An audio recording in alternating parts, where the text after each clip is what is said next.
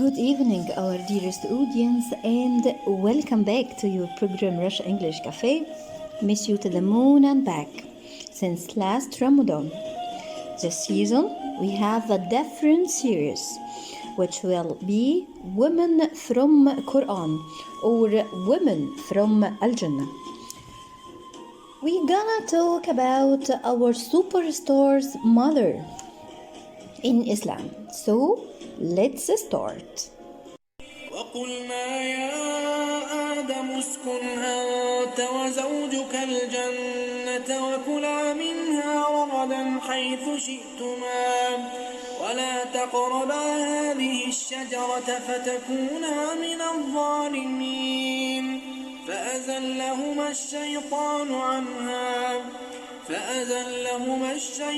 عنها فأخرجهما مما كانا فيه وقلنا اهبطوا بعضكم لبعض عدو ولكم في الأرض مستقر ومتاع إلى حين فتلقى آدم من ربه كلمات فتاب عليه إنه هو التواب الرحيم. As we know from the verse or from Al-Ayah, today we're gonna talk about superstar mother, who is Hawa in Islam. Muslims as refer to our Prophet Adam's wife, peace and mercy be upon him, Hawa as the mother of mankind. Muslims see Adam as the first Muslim, as the Quran states that all the prophets preached the same faith of Islam. But we have another question. Where did Adam meet Hawa? Ever wondered where Adam and Eve met? Some believe that it was right on Mount Arafat, where the two cast from heaven to separate locations on earth for eating the forbidden fruit and finally met. Also, we have another question. What did Allah create first? The Quran states that Allah created the heavens and the earth and all that is between them in 6 days. While on the surface, this might seem similar to the account related also in the Bible. There are some important distinctions. So let's start our story for today concerning our mother, superstar mother, Eve or Hawa.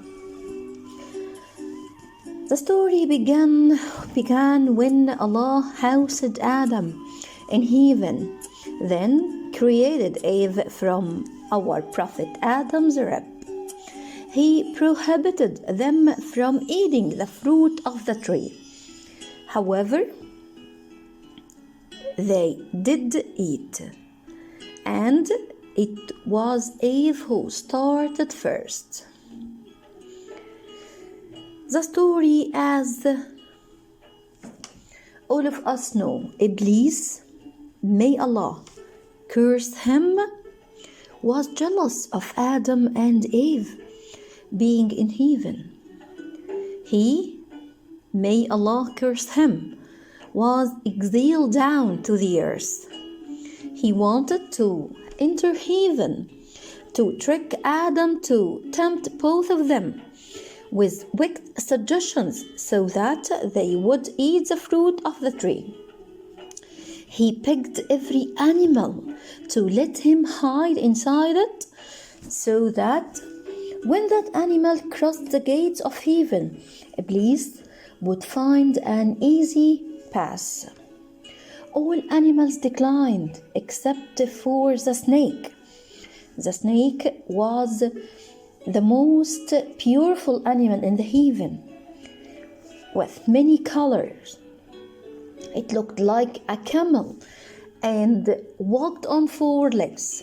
Iblis was able to convince the snake and thus was able to enter inside it and settle down in its head. Once the snake passed through the gate of heaven, Iblis came out and began to call on Adam and Eve. He asked, "Hey, what was Allah's order to you? What did He prohibit you from doing in heaven?" They said, "He ordered us to eat all kinds of fruit from all kinds of tree except this one tree." He said, "He only did that so that you will not be able to, like angels. When you become like angels, you will know what is right and what is wrong. You will be eternal. You will never die. The first one to eat will be the dominant." Then Satan or Iblis began to whisper suggestions to them in order to reveal to them their shame that was hidden from them before. He said, "Your Lord only forbade you this tree, lest you should become angels or such beings as live forever." And he swore to them both that he was their sincere advisor. سورة الأعراف الآية 20-21. Iblis, may Allah curse him, led in that regard. However, Eve rushed to the tree. Eve said, "All right, take this."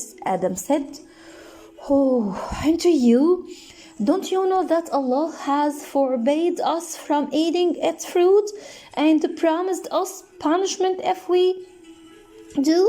She said, "But He is most merciful." She ate a little and gave Adam some. He ate too. When the fruit reached their bellies, their clothes began to disappear. Their clothing was only light. Allah said, when they tasted of the tree, their shameful parts became manifest to them. Al-A'raf, al-Ayah 22. Ibn Abbas said that when Adam entered heaven, he was dressed in light, had a garland of gold and rubes, 2 bracelets of small and big pearls. When they tasted the fruit from the tree, they lost their clothes, and their private parts were exposed. So they began to collect leaves to cover themselves. The Quran reported the events. So by deceit, the Satan brought about their fall when they tasted of the tree. Their shameful parts became manifest to them, and they began to sew together the leaves of the garden over their bodies, and their Lord called into them, "Did I not forbid you that tree?" Al-A'raf, al-Ayah 22. The story of creation of our mother Eve or Hawa. Our Prophet Adam asked Allah, "My Creator, what is this?" Allah said, "O Adam, I created her from you and she is yours." Adam said, "But she is sitting far from me." Allah said, "Until you pay her dowry." Adam said, "All garments and the precious stone that you have offered me at her dowry." Allah said, "O Adam, her dowry is more superior and expensive than all that. Look at the throne." Adam looked at the throne, and on it he was and saw a phrase written in light that says, "No God but Allah. Muhammad is the messenger of Allah." No God but Allah. Muhammad is the messenger of Allah. Allah said, Pray once for this messenger, and that equals the dowry of your wife, Eve. Furthermore, I will make it for your offsprings, that each one of them who offers his. Prayers for him among Muslims. Adam said, O Allah, after they ate from the forbidden fruit, O Allah, you forbid me, but you put the tree next to my bed. Where do I get power to resist fates? You put it next to me and left its temptation in my heart. You judged that I would have no options. What can I do in my present situation? The voice came to him and said, while it's true that I put the plant next to your bed, but it's also equally true that I have promised you forgiveness when and where you commit a mistake. Allah said, be quiet. It's true that Adam has disobeyed, but it is the Shaitan's fault. Adam began to run and turned his head right and left out of fear. Even trees began to avoid and run away from him because of just one mistake. What was the condition of someone who had filled his page with 70 years of recorded sins without even one single good act? What would this man do on the day of judgment? How could he taste the water of the river in paradise? All kinds of good people would avoid him like the trees. He would be exiled to be away from those who know the truth. It was reported that Adam began to look around and offered his apologies, then started to run, filled with fear. He was told that there was no place for him where he could offer his apologies. He had to go somewhere else. When Adam left heaven, a black cloud took over him. He cried and showed humility. Angel Jibreel said, O Adam, don't be frightened. The most gracious light will guide you. Adam turned around to Eve and asked, where should we go now that we are leaving paradise? Where should we go get water? Eve said, I will follow you wherever you go and will listen to whatever you say forever. Angel Jibreel separated them and said, this is a route that you are not allowed to take a companion. All of you should leave now. I mean both of you, Adam and Eve, Iblis, the snake and the peacock. Adam cried, and his tears that fell down on the mountainside became wheat and cloves. Those and these that fell on field that are not titled became salt. His tears, well, fell down on the valley, became medical plants and herbs. خلق الله سبحانه وتعالى حواء بعدما خلق آدم عليه السلام. فقد بدأ الخلق بخلق آدم من تراب وإسكانه الجنة، وكان وحيدا ليس له أنيس ولا ونيس، فكان يرجو بينه وبين نفسه أن يجد من يؤنسه في الجنة. وكان الله تعالى يعلم ما يدور في نفسه، فخلق له امرأة من جسده لتؤنسه. فعندما نام خلقها الله من ضلعه. علما استيقظ رأى حواء أمامه فسألها من أنت؟ فأجابته بأنها امرأة. عندما أراد أن يعرف سبب خلقها أجابته بأنها قد خلقت يسكن إليها. فسأله الملائكة ماذا يريد أن يسميها؟ فقال حواء، وربما كان هذا اسمها لأنها خلقت من كائن حي. بعد أن خلق الله تعالى حواء صارت هي الأنيس لآدم في الجنة. كان يعيشان حياة هادئة لا يعكر صفوهما شيئا، فكان يمرحان في الجنة ويتناولان من ثمارها، وكانت حياتهما حياة رغدة. كما وصفها القرآن الكريم في قوله تعالى: وقلنا يا آدم اسكن أنت وزوجك الجنة وكلا منها رغدا حيث شئتما. فقد أبيحت لهما الجنة كلها، يأكلان مما شاء وينزلان في المكان الذي يشاءان.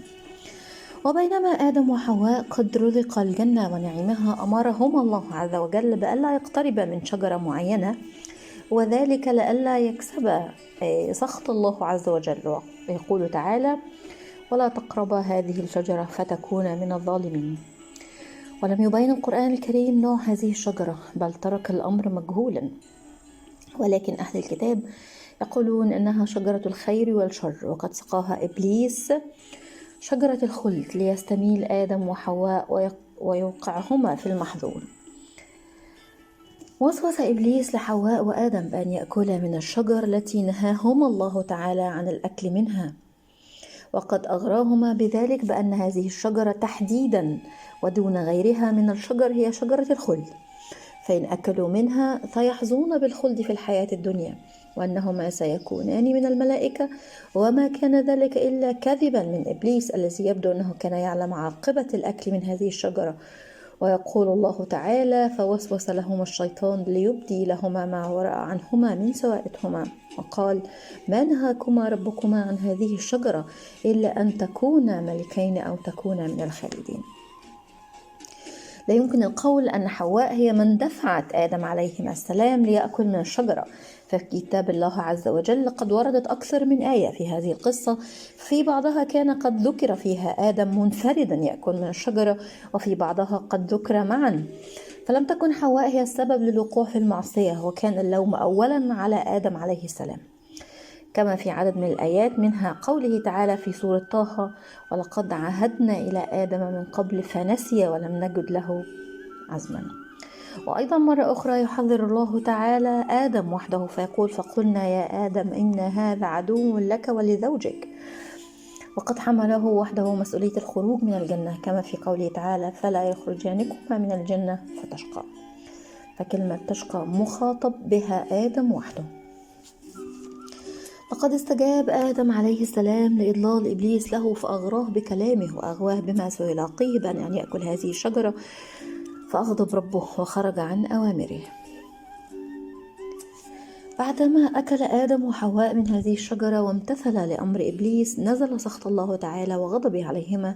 فأول ما بدأ هو سوءتهما، فعقبتها قال تعالى على فعلتهما هذا: وصار يحاولان تغطية سوءتهما من ورق أشجار الجنة. فكان غضب الله تعالى وسخطه هو عنوان هذه المرحلة. في اللحظة التي عصى بها آدم وحواء عليهما السلام أمر الله تعالى وامتثل لأمر الشيطان وأكل من ثمار الشجرة، فإنهما سمع صوتا يناديهما، كان ذلك الصوت هو صوت الله عز وجل، وسألهما: ألم ينههما عن الأكل من تلك الشجرة؟ وكذلك سألهما: ألم يحذرهما من مكائد الشيطان؟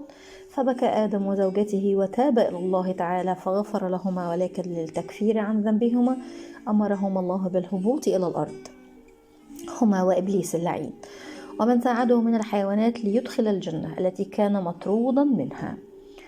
قال تعالى: قال أهبطا منها جميعا بعضكم لبعض عدو، فإما يأتينكم مني هدى فمن اتبع هداي فلا يضل ولا يشقى، ومن أعرض عن ذكري فإن له معيشة ضنكا ونحشره يوم القيامة أعمى. قال: رب لما حشرتني أعمى وقد كنت بصيرا؟